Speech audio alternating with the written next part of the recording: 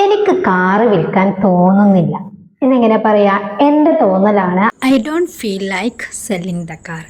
I don't feel like selling the car. കാറിന് പകരം phone, watch എന്ത് വേണമെങ്കിലും നമുക്ക് ആഡ് ചെയ്യാം കേട്ടോ. ഇനി അവൻ കാറ് വിറ്റെന്ന് തോന്നുന്നു, നമ്മുടെ ഡൗട്ടാണ് അല്ലെ. നമ്മൾ ഓൾറെഡി പഠിച്ചിട്ടുണ്ട് എങ്ങനെയാണ് ഇതൊക്കെ പറയാ എന്നുള്ളത്. നമുക്ക് ഏറ്റവും സിമ്പിൾ ആയിട്ട് he seems to have sold the car എന്ന് പറയാം.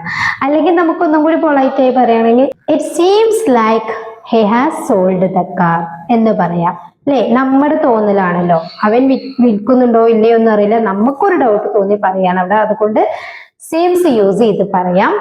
it seems like he has sold the car, അല്ലെങ്കിൽ അതിനെ സിമ്പിൾ ആയിട്ട് he seems to have sold the car എന്ന് പറയാം.